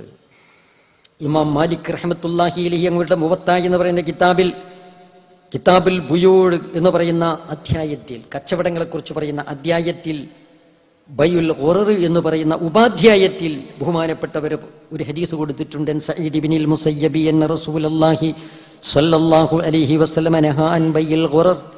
നബിതങ്ങൾ ബൈഉൽ ഖുറർ നിരോധിച്ചിട്ടുണ്ട്. ഖുറർ വരുന്ന എല്ലാ ബൈയും നിരോധിച്ചിട്ടുണ്ട്. ഈ ഹദീസ് ഉദ്ധരിച്ചുകൊണ്ട് ഇതിന്റെ വ്യാഖ്യാനത്തിൽ ഇമാം നബവി റഹ്മത്തുള്ളാഹി അലൈഹി അങ്ങവരുടെ ശർഹ് മുസ്ലിം എന്ന് പറയുന്ന കിതാബിൽ പറയുന്നു, വഅമ്മൻ നഹിയു അൻ ബൈഇൽ ഖുറരി ഫഹുവ അസ്ലുൻ അലീം മിൻ ഉസൂലി കിതാബിൽ ബുയൂഅ്. ഖുറർ വരുന്ന കച്ചവടം നിരോധിക്കുക എന്ന് പറയുന്ന ഈ നിരോധം ഫഹുവ അസ്ലുൻ അലീം, അതൊരു വലിയ അടിസ്ഥാനമാണ്. മിൻ ഉസൂലി കിതാബിൽ ബുയൂഅ്, കച്ചവടങ്ങളുടെ അധ്യായത്തിൽ, ഇടപാടുകളുടെ അധ്യായത്തിലെ മൗലിക തത്വങ്ങളിൽപ്പെട്ട ഒരു വലിയ മൗലിക തത്വമാണ്. വയദ്ഖുലു ഫീഹി മസായിലു കസീറ ഗൈറു മുൻഹസിറ, അസംഖ്യം പ്രശ്നങ്ങൾ അതിൽ കടന്നു വരുന്നു. നിരവധി പ്രശ്നങ്ങൾക്ക് പരിഹാരമാണ് ഈ നിരോധനം എന്ന് മഹാനവറുകൾ പറയുകയാണ്. അപ്പോൾ പിന്നെ ഖുറർ ഉണ്ടോ ഇല്ലേ? അധിക ഇടപാടുകളും ബഹുമാനപ്പെട്ടവർ തന്നെ രേഖപ്പെടുത്തിയാൽ നമുക്ക് കാണാൻ സാധിക്കുന്നതാണ്. അധിക ഇടപാടുകളും നിഷിദ്ധമാകുന്നതിനുള്ള കാരണമായി വർത്തിക്കുന്നത് ഖുറർ എന്ന് പറയുന്ന സംഗതിയാണ്. അപ്പോൾ എന്താണ് ഖുറർ? ഖുറർ എന്താണെന്ന് മനസ്സിലാക്കി കഴിഞ്ഞാൽ, നമ്മുടെ മനസ്സിൽ കുറിച്ചിട്ടാൽ ആ മാനദണ്ഡം മതി. ഒരു ഇടപാട് കണ്ടാൽ കേട്ടാൽ അത് ശരിയോ തെറ്റോ എന്ന് മുസ്ലിമിന്റെ മനസ്സാക്ഷി കൊണ്ട് അത് നിർവചിക്കാൻ അത് മതി, അല്ലെങ്കിൽ വിശദീകരിക്കാൻ അത് മതി. എന്താണ് ഖുറർ? റസൂലുള്ളാഹി സ്വല്ലല്ലാഹു അലൈഹി വസല്ലം നിരോധിച്ചതും നിരോധിത ഇടപാടുകളിൽ മിക്കതിന്റെയും നിരോധന നിമിത്തമായി വർത്തിക്കുന്നതുമായ ഖുറർ, അത് എന്താണ്? ഖുറർ എന്ന് പറഞ്ഞാൽ ഭാഷയിൽ അൽ ഖതറു വൽ ഖിദാഉ വത്തഗ്രീർ അല്ലേ? റിസ്ക്, അപകട സാധ്യത, അപായ സാധ്യത, ആപച്ചങ്ക എന്നൊക്കെ പറയുന്ന ഖതർ ഒന്ന്, ഖിദാഇ ചതി, വഞ്ചന, തഗ്രീർ ചതിക്ക് വിധേയമാക്കുക അല്ലെങ്കിൽ വിധേയമാക്കുക, അതും പെട്ട്. അപ്പോ ഭാഷാർത്ഥമാണ് ഈ പറഞ്ഞത്. എന്നാൽ ഇസ്ലാമിക കർമ്മശാസ്ത്രജ്ഞന്മാരുടെ, മുസ്ലിം പണ്ഡിതന്മാരുടെ, ഹദീസ് വ്യാഖ്യാതാക്കളുടെ സങ്കേതത്തിൽ ഇതിന്റെ സാങ്കേതിക അർത്ഥം എന്താണ്? ഇമാം നബവി തങ്ങൾ പറയുന്നു, മൻ തബ അലൈഹി അംറുഹു വഖഫി അലൈഹി അഖിബത്തു. എന്താണ് ഖുറർ എന്ന് പറഞ്ഞാൽ? മൻ തബ അലൈഹി അംറു, കാര്യം അവ്യക്തമായത്, അതിന്റെ പരിണതി, അതിന്റെ അവസാനം നിഗൂഢമായി കിടക്കുകയാണ്, തീർത്തു പറയാൻ പറ്റുകയില്ല. ഒരു ഉദാഹരണം പറയാം. ആകാശത്തിലൂടെ ഒരു പക്ഷി പറന്നു പോകുന്നു. ആ പറന്നു പോകുന്ന പ്രാവിനെ നിനക്ക് ഞാൻ വിറ്റു എന്ന് പറഞ്ഞു. അപ്പോൾ ആ പ്രാവിനെ ഇവന്റെ കയ്യിൽ കിട്ടുമോ? അത് വാങ്ങിയ ക്രേതാവിന് അവന് ഏൽപ്പിച്ചു കൊടുക്കാൻ പറ്റുമോ? പറയാൻ പറ്റുകയില്ല. ഒരു വേള ആ പ്രാവ് അവൻ്റേതെങ്കിൽ പോലും തിരിച്ചു വന്നുകൊള്ളണമെന്നില്ല. ഒരു തടാകത്തിലെയോ ഒരു നദിയിലെയോ ഒരു മത്സ്യം, ആ മത്സ്യം ചൂണ്ടി ഈ മത്സ്യത്തെ നിനക്കാൻ പറ്റൂ എന്ന് പറഞ്ഞു. ആ മത്സ്യം അവന് പിടിക്കാൻ കഴിയുമോ? പിടിച്ച് മറ്റവനെ ഏൽപ്പിക്കാൻ കഴിയുമോ? തീർത്ത് പറയാൻ പറ്റുകയില്ല. അപ്പം നിഗൂഢതയുണ്ട് അല്ലേ? അപ്പം മന്തഫ അലൈഹി അംറു വഖഫി അലൈഹി ആഖിബത്തുഹു, പലരും പല നിർവചനങ്ങളാണ് പറഞ്ഞിട്ടുള്ളത്. ഞാൻ കൂടുതൽ അതിന്റെ വിശദീകരണം നീട്ടുന്നില്ല. അപ്പോൾ ഉറവ് വരുന്ന എല്ലാ ഇടപാടുകളെയും നിരോധിച്ചതായിട്ട് നമുക്ക് കാണാൻ സാധിക്കും. ഇപ്പൊ ബഹുമാനപ്പെട്ട ഇമാം അങ്ങനെയാണ് പറഞ്ഞത്. ഇബ്നു ഹജർ തങ്ങൾ പറഞ്ഞു മഹത്തമല അംറൈനി അഗ്ലബുഹുമ അഖ്വഫുഹുമ എന്ന് തുഹ്ഫ 4:250 കാണാൻ സാധിക്കും. രണ്ട് കാര്യങ്ങൾക്ക് സാധ്യതയുണ്ട്. അതിൽ കൂടുതലായും നാം ആശങ്കിക്കുന്ന പേടിക്കുന്ന കാര്യമാണ് ഉണ്ടാവുക. ലാഭത്തിനും നഷ്ടത്തിനും സാധ്യതയുണ്ട്, ഉണ്ടാകാനും ഇല്ലാതിരിക്കാനും സാധ്യതയുണ്ട്. മിക്കവാറും അത് ഇല്ലാതിരിക്കാനാണ് സാധ്യതയുള്ളത്, ഈ സ്വഭാവത്തിലുള്ള നിഗൂഢതയുള്ളത് എന്നാണ് ഇമാം ഇബ്നു ഹജർ തങ്ങൾ പറഞ്ഞത്. അവിടെ നമുക്ക് കാണാം ഹനഫി മദ്ഹബുകാരനായ ഇമാം സർഖസി തങ്ങൾ പറഞ്ഞു മായക്കൂനു മസ്തൂറൽ ആക്കിബ, അവസാനം മറയ്ക്കപ്പെട്ടത്, അവസാനം എന്ത് എന്ന് തിരിയാത്തത് അല്ലേ. മാലിക്കി മദ്ഹബുകാരനായ ഖറാഫി തങ്ങൾ പറഞ്ഞു ഹുവല്ലദീ ലാ യുദ്റ ഹൽ യഹ്സുലു അംല, ഉണ്ടാകുമോ ഇല്ല എന്ന് തീർത്തു പറയാൻ കഴിയാത്തത്. അദ്ദേഹം നേരത്തെ പറഞ്ഞു ഉദാഹരണങ്ങൾ പറഞ്ഞു. കത്തഗിരി ഫിദ്ദവാ, അന്തരീക്ഷത്തിലെ പറവയെ വിൽക്കും പോലെ, വസ്സമക്കി ഫിൽമായി, വെള്ളത്തിലെ മത്സ്യത്തെ വിൽക്കും പോലെ. അങ്ങോരുടെ അൽ ഫുറൂഖ് എന്ന് പറയുന്ന ഗ്രന്ഥം 3-ാം വള്ളിയം 265-ാമത്തെ പേജിൽ എങ്ങനെ പറഞ്ഞിരിക്കുകയാണ്. ഇതിൻ്റെ ഒക്കെ ആകത്തുക ഒന്ന് തന്നെ. ഈ പറഞ്ഞ പണ്ഡിതന്മാരൊക്കെ ഖുർആന് പറഞ്ഞതിൻ്റെ ആകത്തുക ഒന്ന് തന്നെ. അതായത് ഉണ്ടാകുമോ ഇല്ലേ എന്നറിയപ്പെടാത്തത്, ഇനി ഉണ്ടായാൽ തന്നെ അത് കുറഞ്ഞതാണോ വർദ്ധിച്ചതാണോ എന്നറിയപ്പെടാത്തത്, അല്ലെങ്കിൽ അത് കയ്യേൽപ്പിച്ചു കൊടുക്കാൻ സാധിക്കാത്തത്. അപ്പൊ ഒന്നുകിൽ ഉണ്ടാകുമോ ഇല്ലേ എന്ന് പറയാൻ പറ്റുകയില്ല, അല്ലെങ്കിൽ അത് കുറവാണോ കൂടുതലാണോ എന്ന് പറയാൻ പറ്റുകയില്ല, അല്ലെങ്കിൽ അത് കയ്യിൽ കിട്ടിയത് ഏൽപ്പിച്ചു കൊടുക്കാൻ, അത് വാങ്ങിയ ക്രേതാവിന് ഏൽപ്പിച്ചു കൊടുക്കാൻ സാധിക്കുമോ ഇല്ലെന്ന് തീർത്ത് പറയാൻ പറ്റുകയില്ല. ഇவ்வித സ്വഭാവത്തിലുള്ളതൊക്കെ ഉറർ ഉള്ളതാകുന്നു. അതിന് ഉദാഹരണങ്ങൾ നമ്മുടെ ഫിഖഹിന്റെ കിതാബിൽ പറഞ്ഞ കുറച്ച് ഉദാഹരണങ്ങൾ പറഞ്ഞിട്ട് നമുക്ക് വിഷയത്തിലേക്ക് കിടക്കാം. നമ്മുടെ നെറ്റ്വർക്ക് ബിസിനസ്സിൽ ഇവിടെ ഉറർ വരുന്നുണ്ടോ ഇല്ലേ? നമ്മുടെ നെറ്റ്വർക്ക് ബിസിനസ്സിൽ ഉറർ വരുന്നുണ്ടോ ഇല്ലേ നമുക്ക് നോക്കാം. ചില ഉദാഹരണങ്ങൾ പറഞ്ഞിട്ടുണ്ട്. അല്ലബനു ഫിൽ ളറർ, നമ്മുടെ ഇസ്ലാമിക കർമ്മശാസ്ത്ര ഗ്രന്ഥങ്ങളിൽ പറഞ്ഞിട്ടുള്ള ഉദാഹരണങ്ങൾ, ഹദീസുകളിൽ നിന്ന് സ്വരൂപണം നടത്തി പറഞ്ഞിട്ടുള്ള ഉദാഹരണങ്ങൾ. ഒന്ന്, അകിട്ടിലെ പാല്, ഒരു മൃഗത്തിന്റെ അകിട്ടിലെ പാല് വിൽക്കുന്നു. നമുക്ക് വളരെ നിസ്സാരമായി സിമ്പിളായി തോന്നിയേക്കാം. ഇത്രയും സില്ലി കാര്യങ്ങളെക്കുറിച്ച് വലിയ വിധികളൊക്കെ പറഞ്ഞ് മനുഷ്യനെ ബുദ്ധിമുട്ടിക്കണോ എന്ന് നമുക്ക് തോന്നിയേക്കാം. ശറഇൽ നിസ്സാരം എന്ന് പറയുന്നൊരു കാര്യമില്ല, എല്ലാം സാരം തന്നെ. നഖം മുറിക്കുന്നത് സുന്നത്തില്ലെന്ന് ഒരാൾ പറഞ്ഞാൽ ഇസ്ലാമിൽ നിന്ന് പുറത്തു പോകുന്നു. എന്തുകൊണ്ട്? തവാത്തുർ കൊണ്ട് അറിയപ്പെട്ടു നഖം മുറിക്കൽ റസൂലുള്ളാഹി സ്വല്ലല്ലാഹു അലൈഹി വസല്ലം സുന്നത്താണെന്ന്. ഒരാൾ നഖം മുറിച്ചില്ല, മരണം വരെ നഖം മുറിച്ചില്ല. അങ്ങനെയുണ്ട്, ഗിന്നസ് ബുക്കിൽ പേര് നേടിയ ഒരാളുണ്ട്, മരണം വരെ നഖം മുറിക്കാത്ത ആൾ. അയാളുടെ നഖത്തിന് ലക്ഷങ്ങൾ വരെ പറഞ്ഞിട്ട് കൊടുത്തിട്ടില്ല. അങ്ങനെ ഒരാൾ മരണം വരെ നഖം മുറിച്ചില്ല, ഇസ്ലാമിൽ നിന്ന് പുറത്തു പോവുകയില്ല. നേരെ മറിച്ച് നഖം മുറിക്കൽ ഇസ്ലാമിൽ സുന്നത്തില്ല എന്ന് പറഞ്ഞാലോ ഇസ്ലാം ഒന്ന് പുറത്തുപോയി. തവാത്തുർ കൊണ്ട് ഇസ്ലാമിൽ അറിയപ്പെട്ടൊരു കാര്യം നിഷേധിച്ചു എന്നതുകൊണ്ടാണ്. അപ്പൊ അതുകൊണ്ട് എല്ലാം സാരമുള്ളത് തന്നെ. അകിട്ടിലെ പാല് വിൽക്കാൻ പാടില്ല. അകിട് ചിലപ്പോൾ ചിലപ്പോൾ അസ്വാഭാവികമായി ചിലപ്പോൾ വീർത്തേക്കാം. അകിട് വീർക്കുന്നത് മുഴുവനും പാൽ ഉള്ളത് കൊണ്ടായിക്കൊള്ളണമെന്നില്ല. അതുകൊണ്ട് ഈ അകിട്ടിലെ പാല് വിറ്റു എന്ന് പറഞ്ഞുകൂടാ. പാല് പാത്രത്തിൽ കറന്നെടുത്തേ വിൽക്കാവൂ എന്ന് മഹാനായ റസൂലുള്ളാഹി സ്വല്ലല്ലാഹു പറഞ്ഞിട്ടുണ്ട്. ഇല്ലെങ്കിൽ വാഗ്വാദത്തിന്, തർക്കത്തിന്, വഴക്കിന് ഇടവരും, ഉറർ വരും. അല്ലുലു ഫിസ്സിഫ് സ്വിസദഫ്, ചിപ്പിയിലെ മുത്ത് വിൽക്കാൻ പാടില്ല. എല്ലാ ചിപ്പിയിലും മുത്തുണ്ടായിക്കൊള്ളണമെന്നില്ല. ചിപ്പിയിൽ മുത്തുണ്ടായാൽ തന്നെ വലുതോ ചെറുതോ ഗുണമേന്മയുള്ളതോ ഗുണമേന്മ കുറഞ്ഞതോ എന്ന് അറിയില്ല. അത് ചിപ്പിയിൽ നിന്ന് പുറത്തെടുത്ത മുത്തേ വിൽക്കാൻ പാടുള്ളൂ. നിഗൂഢതയുണ്ട്. അൽ ഹംലു ഫിൽ ബത്തിൻ, ഗർഭം, വയറ്റിലുള്ള കുട്ടിയെ വിൽക്കാൻ പാടില്ല. ആടിനെ, മാടിനെ, അല്ലെങ്കിൽ വേറെ വല്ല മൃഗത്തെ വിൽക്കുന്നു, അതിന്റെ അകിട്ടിലെ കുട്ടിയെ മാത്രം വിൽക്കാൻ പാടില്ല. അകിട്ടിലെ കുട്ടി ആണോ പെണ്ണോ ചെറുതോ വലുതോ, അത് അംഗവൈകല്യമുള്ളതോ ഇല്ലാത്തതോ ഒന്നും പറയാൻ പറ്റുകയില്ല. അതുകൊണ്ട് വിൽക്കാൻ പാടില്ല. നേരത്തെ പറഞ്ഞതുപോലെ സമക്കു ഫിൽ മാ, വെള്ളത്തിലെ മത്സ്യം വിൽക്കാൻ പറ്റില്ല. അത്വൈറു ഫിൽ ഹവാ, അന്തരീക്ഷത്തിലെ പറവ വിൽക്കാൻ പാടില്ല. കൊച്ചു കൊട്ടത്തളത്തിലെ കൊച്ചു കിണറിലെ, എല്ലാം ചെറിയ കുളത്തിലെ മത്സ്യം വിൽക്കാം. വലിയ തടാകത്തിലെ, നദിയിലെ, പുഴയിലെ ഇതൊന്നും മത്സ്യങ്ങൾ വിൽക്കാൻ പാടില്ല. കാരണം പെട്ടെന്ന് പിടിച്ച് അത് വാങ്ങിയവന് ഏൽപ്പിച്ചു കൊടുക്കാൻ സാധിക്കുമോ ഇല്ലെന്ന് പറയാൻ പറ്റില്ല. ബൈഉമാ സയംലിക്കുഹു, ഇപ്പോൾ തന്റെ ഉടമാവകാശത്തിൽ വന്നിട്ടില്ലാത്തൊന്ന് വിൽക്കാൻ പാടില്ല.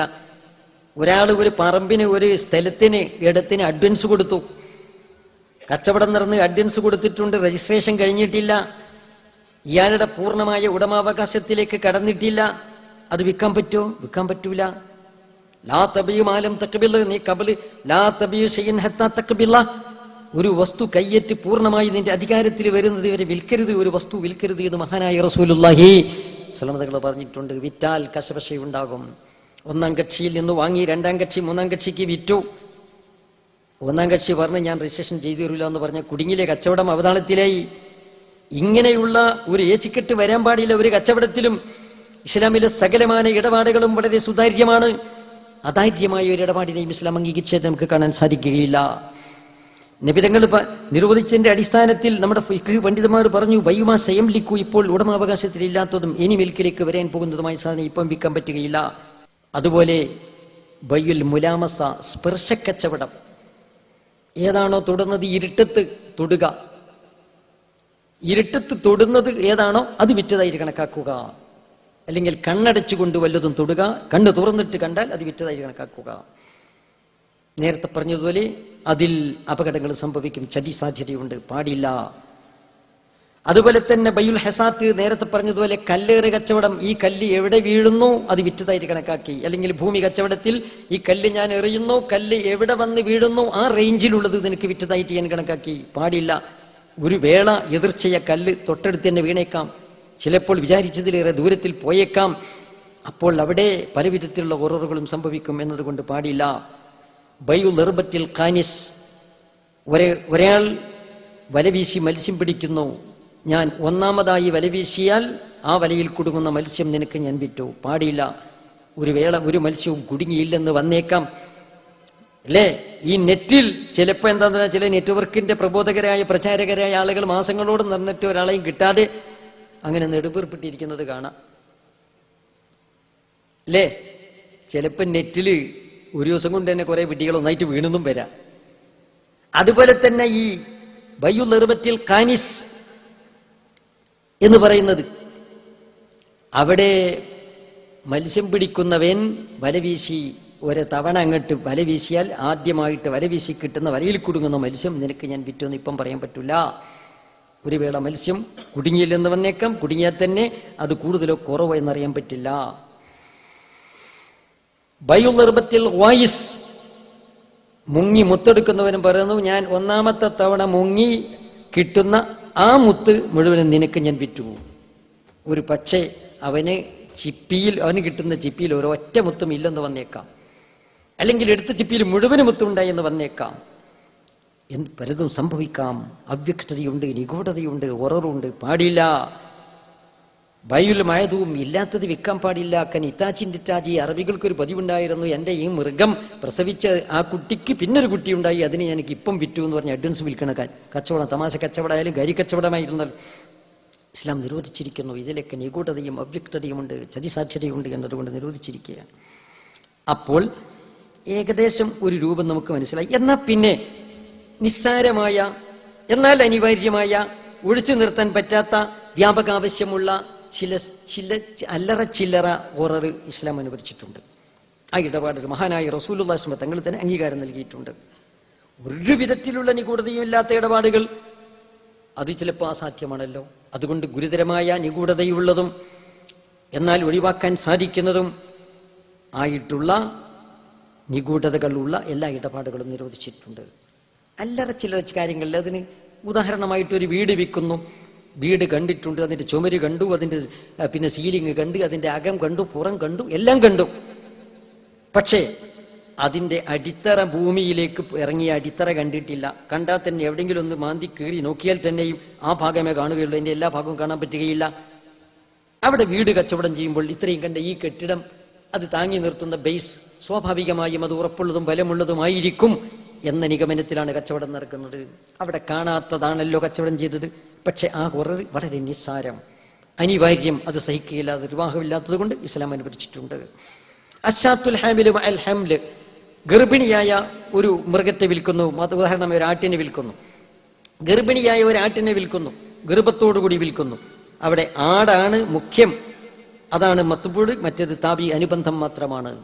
അതുകൊണ്ട് അവിടെ ഗർഭത്തെ ഒഴിച്ചു നിർത്താൻ നിർവാഹമില്ല. അത് വളരെ മഷക്കത്തുണ്ട്. അതുകൊണ്ട് അവിടെ നിസ്സാരമായ ഒരു ഹൊറർ മാത്രമേ ഉള്ളൂ. നേരെ മറിച്ച് തള്ളയെ ഒഴിവാക്കി കുട്ടിയെ മാത്രം വിൽക്കാൻ പാടില്ല. ഹൊറർ വലുതാണ്. തള്ളയെ വിൽക്കുന്നു, കൂട്ടത്തിൽ കുട്ടിയുമുണ്ട്, വിരോധമില്ല. അതുപോലെ തന്നെ ദാബത്തും ഫിലറിയ ലബൻ, അകിട്ടിൽ പാലുള്ള ഒരു മൃഗത്തെ വിൽക്കുന്നു. ആടാണ് അവിടെ യഥാർത്ഥ മബിയഴ്, പാല് അനുബന്ധമായി, അത് നിസ്സാരമാണ്, ഇസ്ലാം അനുവദിച്ചിട്ടുണ്ട്. ജുബത്തും മഹശൂബത്തും കുത്തിനെ, പഞ്ഞി നിറച്ച ഒരു കോട്ട്, അതിൻ്റെ ഉള്ളിലെ പഞ്ഞി പുറത്തെടുത്ത് കാണിക്കാൻ സാധിക്കുകയില്ല. അപ്പം അതുകൊണ്ട് സാമ്പിളിന് വേണ്ടി എവിടെയെങ്കിലും ഒന്ന് കാണിച്ചാൽ തന്നെ ഫുള്ള് കാണിക്കാൻ പറ്റുകയില്ല. അവിടെ ചെറിയൊരു ഹൊററുണ്ട്. ആ ഹൊറർ ഇസ്ലാം അംഗീകരിച്ചിട്ടുണ്ട്, അനുവദിച്ചിട്ടുണ്ട്. ഇജാറത്തു ശഹരിമായ അന്നഹു റുബമായ എങ്കുസ്, നാം വാടക കൊടുക്കുന്നു, ഒരു മാസക്കണക്കിന് വാടക കൊടുക്കുന്നു. മാസം ചാന്ദ്രമാസമാണെങ്കിൽ 29, 30, 29, 30. സൗരമാസമാണെങ്കിലോ അവിടെ 28, 30, 31 വ്യത്യാസമുണ്ടാകും. ഒരു മാസത്തിൽ 2000 രൂപ വാടക നിശ്ചയിച്ചുകൊണ്ട് ഒരു റൂം വാടകയ്ക്ക് കൊടുത്തു. അത് ചിലപ്പോൾ മാസം 28 ആണെങ്കിലും 30 ആണെങ്കിലും 31 ആണെങ്കിലും 2000 രൂപ തന്നെ വാടക. അല്ല, ചാന്ദ്രമാസക്കണക്കിലാണ്, അറബി മാസക്കണക്കിലാണ് വാടക കൊടുത്തെങ്കിൽ മാസം 29 ആണെങ്കിലും വാടക 2000 തന്നെ. അപ്പൊ അവിടെ ചെറിയൊരു വ്യത്യാസം വന്നല്ലോ. ആ ഹൊറർ അത് നിസ്സാരമാണ്, അത് ഇസ്ലാം അനുവദിച്ചിട്ടുണ്ട്, അല്ലേ? ഇതുപോലെയുള്ള ഒരുപാട് ഉദാഹരണങ്ങളുണ്ട്. നിസ്സാരമായതും ഒഴിവാക്കാൻ പ്രയാസമുള്ളതുമായിട്ടുള്ള ചില ഹൊററുകൾ അതിനുവദിച്ചിട്ടുണ്ട്. ഫിഖ് ഗ്രന്ഥങ്ങളിൽ ഇക്കാര്യം നമുക്ക് മനസ്സിലാക്കാൻ സാധിക്കുന്നതാണ്. എന്നാൽ ഇവിടെ നമുക്ക് നെറ്റ്വർക്ക് ബിസിനസ്സിലേക്ക് കടക്കാം. നെറ്റ്വർക്ക് ബിസിനസ് എന്ന് പറയുമ്പോൾ അതിനൊക്കെ പൊതുവായൊരു സ്വഭാവം എല്ലാറ്റിനും ഉണ്ട് എന്ന് പറഞ്ഞു. ഞാൻ അതിൻ്റെ ഇസ്ലാമികമായ വിധി സഹൃദയരായ, സന്മനസ്സുള്ളവരായ, സത്യാന്വേഷണ ബുദ്ധികളായ ആളുകളുടെ മുമ്പിൽ വെക്കും മുമ്പ് ആദ്യമായിട്ട് നെറ്റ്വർക്ക് ബിസിനസ്സിനെ സംബന്ധിച്ച്, ഇതൊക്കെ മൂല്യക്കന്മാർ ലോകം തിരിയാത്തത് കൊണ്ട്, ബിസിനസ് എന്താണെന്ന് തിരിയാത്തത് കൊണ്ട്, പള്ളിയുടെ മൂലയിൽ ചൊറിഞ്ഞിരിക്കുന്ന ഇവർ എന്തൊക്കെ പറയുകയാണ് എന്ന് പറയുന്നവരും ജൽപ്പിക്കുന്നവരുമുണ്ട്. ഒരു കാര്യം ചെയ്യാൻ, നമുക്ക് ആദ്യമായി നെറ്റ്വർക്ക് മാർക്കറ്റിങ്ങിനെ സംബന്ധിച്ചൊരു അവലോകനം, നമുക്ക് മറ്റുള്ളവർ നടത്തിയൊരു അവലോകനം നമുക്കൊന്ന് നടത്താം. എന്നിട്ട് നമുക്ക് മതപരമായ വിധി പറയാം. ഇത് ശരിയാണോ തെറ്റാണോ എന്ന് മറ്റുള്ളവർ പറഞ്ഞതിനെ കുറിച്ച് നമുക്കൊന്ന് ചിന്തിക്കാം. ഇവിടെ നേരത്തെ ഞാൻ പറഞ്ഞു, പല കമ്പനികളുമുണ്ട്. ക്വാണ്ടമുണ്ട്, ആംബേ ഉണ്ട്, ആംബേ തന്നെ RMP ഉണ്ട്, അതുപോലെ തന്നെ ആംബേ ഉണ്ട്, RCM ഉണ്ട്, പിന്നെ നേരത്തെ പറഞ്ഞ DXN ഉണ്ട്. ഇങ്ങനെ പല നെറ്റ്വർക്ക് കമ്പനികളുമുണ്ട്. എല്ലാറ്റിൻ്റെയും പൊതു സ്വഭാവം ഒന്ന് തന്നെ, കോണിബയോ. ഇത് സംബന്ധമായി ഭൗതികന്മാരായ ആളുകൾ എന്തു പറഞ്ഞു, പത്രമാസിക വീക്കിലികൾ എന്തു പറഞ്ഞു? നെറ്റ്വർക്ക് മാർക്കറ്റിംഗ് ഒരു അവലോകനം എന്ന പുസ്തകത്തിൽ KS മോഹനൻ പറയുന്നു, മിതമായ വിലക്ക് ഗുണമേന്മയുള്ള സാധനങ്ങൾ ലഭിക്കാനുള്ള അവസരമായി മാത്രം കണ്ട് ആൾക്കാരെ ഡിസ്ട്രിബ്യൂട്ടേഴ്സ് ആയി സ്പോൺസർ ചെയ്യാതിരിക്കുക. ഇതൊരു ബിസിനസ്സായി കണ്ട് മാസം തോറും വൻ വരുമാനം ലഭിക്കുവാനുള്ള അവസരമായി കാണുന്ന താല്പര്യമുള്ളവരെ മാത്രം ഇതിലേക്കായി സ്പോൺസർ ചെയ്യുക. അപ്പം ഗുണമേന്മയുള്ള പ്രൊഡക്റ്റുകൾ കുറഞ്ഞ വിലക്ക് ഉപഭോക്താക്കൾക്ക് ലഭ്യമാക്കുക എന്ന ലക്ഷ്യമാണ് ഇവർ പ്രഥമ ദൃഷ്ട്യാ പറയുന്നതെങ്കിലും വാസ്തവത്തിൽ ആ ലക്ഷ്യമല്ല ഉള്ളത്. യഥാർത്ഥമായി ഇതിൽ കണ്ണിയിൽ ആളുകളെ ചേർക്കുമ്പോൾ പ്രൊഡക്റ്റിന്റെ ഗുണമേന്മയിലേക്ക് ജനശ്രദ്ധ തിരിക്കരുത് എന്നാണ് പറയുന്നത്. ചതിയുടെ ഒരു സ്വഭാവം നോക്കണം. ജനങ്ങളുടെ അത്യാർത്തി ധനസമ്പാദനത്തിനുള്ള അത്യാർത്തി തട്ടി ഉണർത്തണം എന്നെങ്കിലേ ആളുകളെ കിട്ടുകയുള്ളൂ. പ്രൊഡക്റ്റിന്റെ ഗുണം പറഞ്ഞാൽ ആ പ്രൊഡക്റ്റ് എനിക്കിപ്പോൾ ആവശ്യമുണ്ടോ ഇല്ലേ? ആവശ്യമുണ്ടെങ്കിൽ തന്നെ അത്ര അധികം ആവശ്യമുണ്ടോ? ഉണ്ടെങ്കിൽ തന്നെ ഗുണമേന്മ പൊതു മാർക്കറ്റിൽ കിട്ടുന്നതിനേക്കാൾ ഗുണമേന്മ ഉണ്ടോ ഇല്ലേ?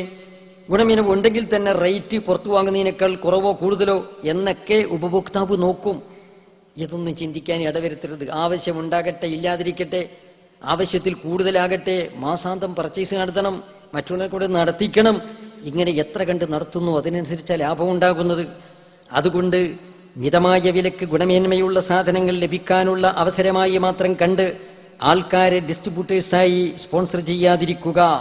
ഇതൊരു ബിസിനസ്സായി കണ്ട് മാസം തോറും വൻ വരുമാനം ലഭിക്കാനുള്ള അവസരമായി കാണുന്ന താല്പര്യമുള്ളവരെ മാത്രം ഇതിലേക്കായി സ്പോൺസർ ചെയ്യുക.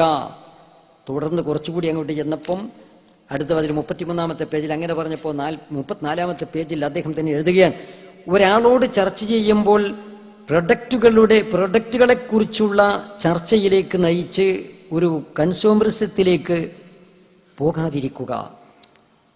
ഇത് ഒരു വരുമാനമുള്ള ബിസിനസ്സായി മാത്രം കാണുക. ചർച്ച അതിലേക്ക് നയിക്കുക, ഊന്നൽ നൽകുക. അപ്പോൾ ഒരാളോട് ചർച്ച ചെയ്യുമ്പോൾ പ്രൊഡക്റ്റുകളെ കുറിച്ചുള്ള ചർച്ചയിലേക്ക് നയിച്ച് ഒരു കൺസ്യൂമറിസത്തിലേക്ക് പോകാതിരിക്കുക. ഇത് ഒരു വരുമാനമുള്ള ബിസിനസ്സായി മാത്രം കാണുക. ചർച്ച അതിലേക്ക് നയിക്കുക, ഊന്നൽ നൽകുക. അപ്പം നല്ല പ്രൊഡക്റ്റുകൾ കുറഞ്ഞ വിലക്ക് കൊടുത്ത് ജനങ്ങളെ നന്നാക്കാൻ വേണ്ടിയുള്ള ഏർപ്പാടല്ല ഇത്. ഇത് നെറ്റ്വർക്കിനെ അനുകൂലിച്ച് അത് സമഗ്രമായി പഠിച്ച് ഒരാൾ എഴുതിയ പുസ്തകത്തിലാണ് ഈ കാര്യം പറയുന്നത്. ഇനി നമുക്ക് ഇതിലെ വഞ്ചനയുടെ സ്വഭാവം ഇതിലുണ്ടോ ഇല്ലേ? ഹൊററുണ്ട് എന്നാണ് ഞാൻ പറഞ്ഞത്. ഹൊററുള്ള കച്ചവടങ്ങളൊക്കെ ഇസ്ലാം നിരോധിച്ചിട്ടുണ്ട്.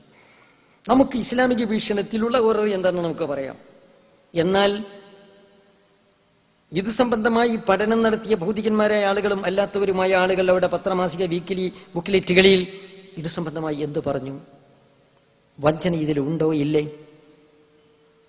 എന്നാൽ വഞ്ചന ഇതിലുണ്ടെന്ന് നെറ്റ്വർക്ക് ബിസിനസ്സുകാർ തന്നെ സമ്മതിക്കുന്നു. വഞ്ചന ഉണ്ടെന്ന് നെറ്റ്വർക്ക് ബിസിനസ്സുകാർ തന്നെ സമ്മതിക്കുകയാണ്. ഇതാ RCMന്റെ ഒരു ബുക്കിലെറ്റ്. RCM അതിൽ പറയുന്നു, നല്ലപോലെ നോക്കണം. RCMന് മുമ്പ് വന്നിട്ടുള്ള പൂർവ നെറ്റ്വർക്ക് കമ്പനികൾ എല്ലാം ജനങ്ങളെ വഞ്ചിച്ചിട്ടുണ്ട് എന്ന് RCMന്റെ ലഘുലേഖ സമ്മതിക്കുകയാണ്. പക്ഷേ നമ്മുടെ നാട്ടിൽ MLM ഏറെ തെറ്റിദ്ധരിക്കപ്പെടാൻ ഇടയായത് എന്തുകൊണ്ടാണ് എന്ന് പറഞ്ഞാൽ മൾട്ടി ലെവൽ മാർക്കറ്റിംഗ് ഏറെ തെറ്റിദ്ധരിക്കപ്പെടാൻ ഇടയായത് എന്തുകൊണ്ടാണ്? കഴിഞ്ഞ കുറേ വർഷങ്ങൾക്കുള്ളിൽ അനേകം കമ്പനികൾ ഈ രീതിയിലൂടെ നമ്മെ ചൂഷണം ചെയ്തു. വിദേശ കമ്പനികൾ പലതും അവരുടെ ഉൽപ്പന്നങ്ങൾ അവരുടെ നാട്ടിലെ വിലയ്ക്ക് ഇന്ത്യയിൽ വിറ്റഴിക്കുവാൻ ശ്രമിച്ചു. മാത്രമല്ല, നമ്മുടെ നാട്ടിലെ ചിലർ സംഘം ചേർന്ന് മുമ്പ് അപ്രത്യക്ഷമായ മണിച്ചെയിൻ തട്ടിപ്പുകൾ ഏതാനും ഉൽപ്പന്നങ്ങളുടെ ലേബലോടെ MLM രീതിയിൽ പുനരാവിഷ്കരിച്ചു. ദിവസം തോറും ഇരട്ടിക്കുന്ന പണത്തിന്റെ അബദ്ധക്കണക്കുകൾ കാട്ടി തലയെണ്ണി കാശ് കൊടുക്കുന്ന പ്രസ്ഥാനങ്ങളുടെ കെണിയിൽ തലവെച്ച് വൻതുക മുടക്കിയ 95% പേരുടെയും പണം നഷ്ടപ്പെട്ടു. കേവലം 5% വരുന്ന സമർത്ഥരായ നേതാക്കൾ മാത്രം പണമുണ്ടാക്കി വിശ്വസ്തരായ വിദേശ കമ്പനികളിൽ ചേർന്നവരാകട്ടെ വൻ വിലയുള്ള അവരുടെ ഉൽപ്പന്നങ്ങൾ വിറ്റഴിക്കുന്നതിൽ പരാജയപ്പെട്ടു എന്ന് RCMന് മുമ്പ് നിലവിൽ വന്നിട്ടുള്ള മൾട്ടി ലെവൽ കമ്പനികളെ സംബന്ധിച്ചുള്ള വിലയിരുത്തല. ആംവെയെക്കുറിച്ച് വന്നിട്ടുള്ളൊരു പത്രവാർത്തയപ്പോൾ കേരളത്തിലെ ഒരു പ്രസിദ്ധമായൊരു പത്രത്തിൽ വന്നിട്ടുണ്ട്. ആംവെയുടെ ചങ്ങലക്കണ്ണികളെ സൂക്ഷിക്കുക എന്ന് പറഞ്ഞ് ചുരുങ്ങിയ ചെലവിൽ വേഗത്തിൽ കോടികളുടെ സമ്പാദ്യമെന്നതാണ് അവരുടെ വാഗ്ദാനത്തിന്റെ സവിശേഷത. ആരാണ് ആംവേ? 1959 അമേരിക്കയിൽ ആരംഭിച്ച ഒരു മാർക്കറ്റിംഗ് കമ്പനിയാണിത്. എന്നാൽ ആംവേയുടെ ഭൂരിഭാഗം ഉൽപ്പന്നങ്ങളും വിറ്റഴിയുന്നത് അമേരിക്കക്ക് പുറത്താണെന്നറിയുക. അമേരിക്കയിൽ ആവിർഭവിച്ച ഒരു ബിസിനസ് കമ്പനി അതിന്റെ ഉൽപ്പന്നങ്ങൾ ഏറിയ കൂറും വിറ്റഴിയുന്നത് വിദേശത്താണ്. കാരണം അമേരിക്കൻ വിപണിയിൽ 1-ാം സ്ഥാനത്ത് നിൽക്കാനുള്ള ഗുണമേന്മ ആംവേ ഉൽപ്പന്നങ്ങൾക്കില്ല എന്നത് തന്നെ. ഒരുപാട് കാര്യങ്ങൾ എഴുതിയിട്ടുണ്ട്. ഇതിലെ ഉൽപ്പന്നങ്ങൾക്ക് വില കൂടുതലാണ്, വില കുറവാണെന്ന് അവർ പറയുന്നത്. ഇതിൽ വില കൂടുതലാണെന്ന് ഉദാഹരണ സഹിതം പറഞ്ഞിട്ടുണ്ട്. പക്ഷേ ഈ ഉൽപ്പന്നങ്ങളുടെ വില അറിയുമ്പോൾ ഞെട്ടരുത്. 100 ഗ്രാം ടൂത്ത് പേസ്റ്റിന് കേവലം 100 രൂപ മാത്രം. 250 മില്ലി ഷാംപൂവിനാകട്ടെ 318 രൂപയും. 1/2 ലിറ്റർ ഡിറ്റർജന്റിന് 450 രൂപ നൽകേണ്ടി വരുമ്പോൾ 500 മില്ലി കാർ വാഷിന് 200 രൂപ നൽകണം. ശരീരത്തിന് പൂർണ്ണ സംരക്ഷണം എന്ന പേരിൽ ഇറങ്ങുന്ന ന്യൂട്രിലൈറ്റ് എന്ന ഗുളികകൾക്ക് വില 2229 രൂപയാണ്. ഇങ്ങനെ എണ്ണിപ്പറഞ്ഞ് അവർ പറയുന്നത് എന്താന്ന് പറഞ്ഞാൽ, ഇവിടെ അവസാനം പറയുന്നത് ഇന്ത്യൻ ഉൽപ്പന്നങ്ങളുടെ എത്രയോ ഇരട്ടി വിലയുണ്ടായിട്ടും ഈ ഉൽപ്പന്നങ്ങൾ വിറ്റഴിക്കാൻ എന്തുകൊണ്ടാണ് ആളുകൾ തയ്യാറാവുന്നത്? ഇവിടെയാണ് കച്ചവട തന്ത്രത്തിന്റെ കാണാച്ചരടുകൾ അഴിയുന്നത്. അപ്പൊ ചുരുക്കി പറഞ്ഞാൽ തന്ത്രപരമായി ജനങ്ങളെ കൊണ്ട് വില കൂടുതലുള്ള സാധനങ്ങൾ വാങ്ങിക്കുകയാണ് ചെയ്യുന്നത്. ഈ മോഹനവാഗ്ദാനങ്ങളിൽ കുടുങ്ങി ആയിരങ്ങൾ നൽകി ചങ്ങലക്കണ്ണികളിൽ അംഗങ്ങളായവരിൽ 90% മുതലും ലാഭവും ലഭിക്കാതെ നരകിക്കുകയാണെന്നതാണ് സത്യം. എന്നാൽ മാനക്കേട് ഭയന്ന് കുറഞ്ഞ ശതമാനം മാത്രമേ ഇത് പുറത്തു പറയുന്നുള്ളൂ. യഥാർത്ഥത്തിൽ കേരളത്തിൽ മാത്രം ആംവേയുടെ കോടിക്കണക്കിന് രൂപയുടെ സാധനങ്ങൾ വിൽക്കാനാവാതെ കെട്ടിക്കിടക്കുകയാണ്. ചുരുക്കി പറഞ്ഞാൽ ഇതിൽ ഒരുപാട് കാര്യങ്ങൾ പറഞ്ഞിട്ടുണ്ട്, ഞാൻ എല്ലാം ഇപ്പോൾ വായിക്കുന്നില്ല. ആംവേയുടെ ചങ്ങലക്കണ്ണികളെ സൂക്ഷിക്കുക, ഉപഭോക്തൃ മാധ്യമം ആണ് ഞാനിപ്പോൾ വായിച്ചു കേൾപ്പിച്ചത്. 2001 മെയ്യിൽ വന്നിട്ടുള്ള ഒരു റിപ്പോർട്ടാണ്. 2001 മെയ് 20-ാം തീയതി ഞായറാഴ്ച എഴുതിയ കാര്യമാണ്. അതിരിക്കട്ടെ, ഇന്ത്യ രാജ്യത്ത് ആദ്യം വന്നത് അല്ലേ ആംബയുടെ കാര്യം തന്നെ. ഇവിടെ എന്താന്ന് പറഞ്ഞാൽ ആംബയുടെ കാര്യം അങ്ങനെ പറഞ്ഞു വിട്ടൂടാ. വളരെ കൂടുതൽ പ്രചാരം നേടിയ ഒന്നാണ് ആംബി എന്ന് പറയുന്നത് അല്ലേ. വാരാന്ത മാധ്യമം എഴുതിയത് പോരാ, നമുക്ക് നമ്മൾ മാതൃഭൂമി എന്ത് എഴുതി അതുകൂടി ഒന്ന് കാണണമല്ലോ. ആംബയെക്കുറിച്ച് മാതൃഭൂമി എഴുതിയത് കൂടി നമുക്കൊന്ന് കാണാം. മാതൃഭൂമി ഇതാണ്. മാതൃഭൂമി എന്ത് പറയുന്നു നമുക്ക് നോക്കാം.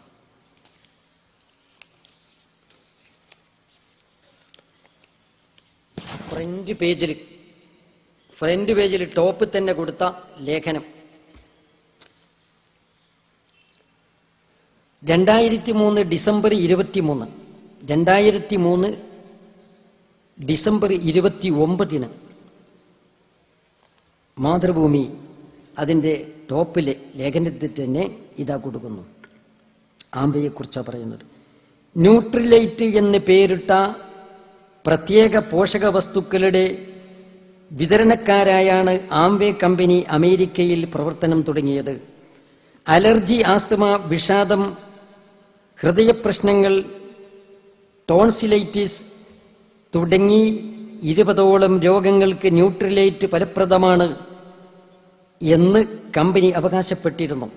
എന്നാൽ ഇങ്ങനെ അവകാശപ്പെടുന്നത് ക്രിമിനൽ കുറ്റമാണെന്ന് കോടതി വിധിച്ചു. ഇതേ തുടർന്ന് അവകാശവാദങ്ങൾ അടങ്ങിയ ലഘുലേഖകളെല്ലാം കമ്പനിക്ക് പിൻവലിക്കേണ്ടി വന്നു. ന്യൂട്രിലൈറ്റിന്റെ വിൽപ്പന കുറയുമെന്ന ഭയത്തിൽ അതിന്റെ വിതരണക്കാർ അമേരിക്കൻ വേ അസോസിയേഷൻ അഥവാ ആംവേ എന്ന പേരിൽ പുതിയ കമ്പനി രൂപവൽക്കരിക്കുകയായിരുന്നു. സോപ്പ്, ഷാംപൂ, സൗന്ദര്യവർദ്ധക വസ്തുക്കൾ തുടങ്ങിയ ഉൽപ്പന്നങ്ങളുമായി പ്രവർത്തനം തുടങ്ങിയ ആംവേ ആരോഗ്യ പോഷക വസ്തുക്കളും വൻതോതിൽ വിതരണം ചെയ്തു വരുന്നുണ്ട്. ഇവിടെ ആംബയുടെ കാര്യമാണ് പറഞ്ഞത്. അത് പേര് മാറ്റാനുണ്ടായ സാഹചര്യങ്ങൾ, പിന്നെ തുടർന്ന് അതിൽ ആളുകൾ ചതിയിൽ കുടുങ്ങുന്ന രൂപത്തെക്കുറിച്ചൊക്കെ വിശദമായിട്ട് ഇതിൽ പറഞ്ഞിട്ടുണ്ട്. 2003 ഡിസംബർ 29 മാതൃഭൂമി എഴുതിയിട്ടുള്ള കാര്യമാണ് ഇപ്പോൾ പറയുന്നത്. ഇനി നമുക്ക് നോക്കാം കോണ്ടം. ഇന്ത്യ രാജ്യത്ത് ആദ്യം വന്നത് കോണ്ടമാണല്ലോ. കോണ്ടത്തെ സംബന്ധിച്ച് എന്ത് പറയാനുണ്ട്? പത്രം 16/6/2001, ഇത് മാധ്യമമാണ് എഴുതിയത്. കോണ്ടത്തിന്റെ പാളയത്തിൽ പട. കോണ്ടത്തെ പറ്റി പല ആളുകളും എഴുതിയിട്ടുണ്ട്. അതിൽ ഒന്ന് മാത്രമേ ഇപ്പൊ സേവണ്ട് വായിക്കാൻ സമയമില്ലല്ലോ. ചതിയിൽ വഞ്ചന പാടില്ല. പക്ഷേ കോണ്ടം ഇന്റർനാഷണൽ എന്ന ഇന്ത്യൻ നെറ്റ്വർക്ക് മാർക്കറ്റിംഗ് കമ്പനി ചതിയും വഞ്ചനയും വാഗ്ദാന ലംഘനവുമെല്ലാം ഒരുമിച്ച് നടത്തുന്നു. തുടക്കത്തിൽ ഇതൊന്നും തിരിച്ചറിഞ്ഞു കഴിഞ്ഞിട്ടില്ലെങ്കിലും ക്വാണ്ടം എക്സിക്യൂട്ടീവ്, സിൽവർ പേൾ തുടങ്ങിയ ഉയർന്ന ലെവലുകളിലെത്തിയ പലരും ഇക്കാര്യം തിരിച്ചറിഞ്ഞു കഴിഞ്ഞു. ഇവരിൽ പലരും രംഗം വിട്ട് ക്വാണ്ടം വിട്ട് മറ്റ് നെറ്റ്വർക്ക് കമ്പനികളിലേക്ക് ചേക്കേറിക്കൊണ്ടിരിക്കുകയാണ്. പ്രതിമാസം 2000-3000 രൂപ വരുമാനം വേണമെന്നുള്ളവർ സിൽവർ എക്സിക്യൂട്ടീവ് ആയി വളരുക. പ്രതിമാസം 5000-ൽ കൂടുതൽ വരുമാനം വേണ്ടവർ പേൾ എക്സിക്യൂട്ടീവായി ആവുക. 10,000-ലധികം വേണ്ടവർ എമറാൾഡും അതിലധികം വേണ്ടവർ ഗോൾഡും പ്ലാറ്റിനവുമെല്ലാമായി വളരുക. അന്തിമ ലക്ഷ്യം റോയൽ ഡയമണ്ടാണ്. അപ്പോൾ നിങ്ങളുടെ പ്രതിമാസ വരുമാനം ലക്ഷങ്ങളിലായിരിക്കും. അങ്ങനെ മധുരം പുരട്ടിയ ഇത്തരം അമ്പുകൾ തറച്ച് മോഹക്കടലിൽ വീണവർ മറ്റെല്ലാം മറന്ന് ആളെ ചേർക്കാൻ പുറപ്പെടുന്നു. 3 മാസത്തിനകം 100-ൽ പരം കണ്ണികളെ വലയിൽ കുടുക്കി പേൾ എക്സിക്യൂട്ടീവായി കഴിഞ്ഞ യുവാവിന് പക്ഷേ വരുമാനം വെറും 781 രൂപ. കമ്പനിയുടെ കമ്പ്യൂട്ടർ കമ്മീഷൻ സ്റ്റേറ്റ്മെന്റ് കിട്ടിയപ്പോഴാണ് യുവാവ് അമ്പരന്നത്. 5000-ലധികം രൂപ വരുമാനം വാഗ്ദാനം ചെയ്യപ്പെട്ട പേൾ എക്സിക്യൂട്ടീവിന്റെ ഗിരിയാണിത്. സിൽവറുകാരൻ്റെതും എമറാൾഡുകാരൻ്റെതുമെല്ലാം അവസ്ഥ ഇതുതന്നെ. ഇങ്ങനെ തുടങ്ങി കോണ്ടത്തിന്റെ ദൂഷ്യവശങ്ങളും ചതിയും അതിനൊക്കെ ഒരുപാട് ഇതിൽ പറഞ്ഞിട്ടുണ്ട്. കൂടുതൽ വായിക്കേണ്ടെന്ന് ആവശ്യമില്ല. അപ്പോൾ ഒന്നാമത് വന്നത് കോണ്ടമാണ്. ഇനി കോണിബയോ, വളരെ പ്രചാരത്തിലായതും മനുഷ്യന് ക്യാൻസർ വരെ മാറ്റുന്നതിനുള്ള ഔഷധങ്ങളും ഉപകരണങ്ങൾ അല്ലേ? നേരത്തെ ഇവിടെ പറഞ്ഞതുപോലെ പല വിധത്തിലുള്ള ഉപകരണങ്ങൾ, പല രോഗങ്ങളും മാറ്റാനുള്ള പലവിധ ഉപകരണങ്ങളും വിൽപ്പന നടത്തിക്കൊണ്ടിരിക്കുന്ന കോണിബയോ സംബന്ധിച്ച് പത്രം എന്ത് പറഞ്ഞു? മാതൃഭൂമി തന്നെ എടുക്കാം. ഇതാ 2003 ഡിസംബർ 28, 2003 ഡിസംബർ 28 മാതൃഭൂമി. അതിലെന്തു പറയുന്നു? എന്താ പറഞ്ഞെന്ന് പറഞ്ഞാല്, നമ്മൾ ഇസ്ലാമികമായി അതിൽ ഹൊററുണ്ടോ ഇല്ലേ എന്ന് പറയുന്നതിന് മുമ്പ് ഭൗതിക വീക്ഷണത്തിൽ ഇത് സംബന്ധമായി ആധികാരികമായി പഠിച്ചിട്ടുള്ള ആളുകൾ പറയുന്നത് കൂടി നമ്മൾ ശ്രദ്ധിക്കുന്നത് നല്ലതാണ്. അതുകൊണ്ടാണ് ഇത് വായിക്കുന്നത്.